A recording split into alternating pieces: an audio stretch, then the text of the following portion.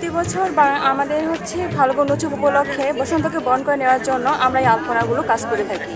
তো এই বসন্তকে ঘিরে আমাদের অনেক প্ল্যান থাকে, অনেক একটা পরিকল্পনা থাকে যে সবাই মিলে আনন্দ করব, বাইরে থেকে অনেক মানুষজন আসবে যাতে করে আমাদের এই রাজশাহী কলেজটাকে দেখবে যে কত সুন্দরভাবে আমরা এটা সাজাইছি, বা আলপনাটা আমাদের সবার একটা নজরে আসার জন্য, একটা বসন্তকে একটা নতুন মাসকে মানে একটা বরণকে নেওয়ার জন্য আমরা এই আলপনা কাজগুলো করে থাকি। আলপনা দেওয়ার অনুভূতিটা আমার কাছে অনেক ভালো লাগতেছে।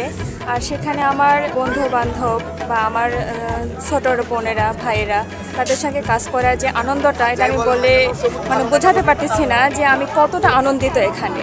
আশা করা যায় এবারও বসন্ত আমার প্রতি বছরের ন্যায় ভালো কাটবে, তবে ইনশাল্লাহ আরও ভালো কাটার আশায় আছি সবার সাথে।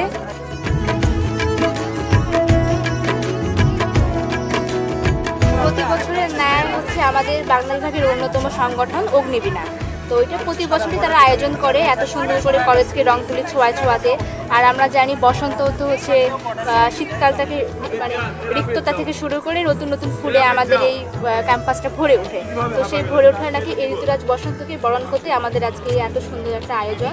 তো এই যে আমি করছি সবুজ রং, যেটা প্রকৃতির সবচাইতে একটা চিরসবুজ যে রংটা, সেটাই আমরা করতেছি। তো আমার আরও যারা আছে বড় ভাইয়া বড় আপুরা, তারা তদারকি করছে এই রং দেখাশোনা ঠিক হচ্ছে কিনা। তো এটাই।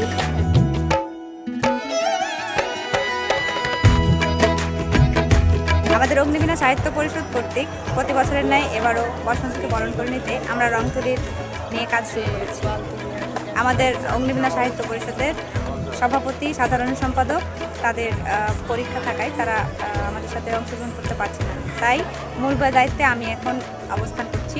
বসন্ত মানেই যে আমরা বিভিন্ন রঙে রাঙিয়ে নেওয়া, ঠিক সেভাবেই আমরা পুরো ক্যাম্পাসটাকে সব বিভিন্ন রকমের রং দিয়ে রাঙিয়ে নিচ্ছি, আমাদের মনের মতো করে ফুটিয়ে তুলছি। আমাদের মনের কথাগুলো যেন ফুটে উঠছে এই আলোচনার মধ্যে।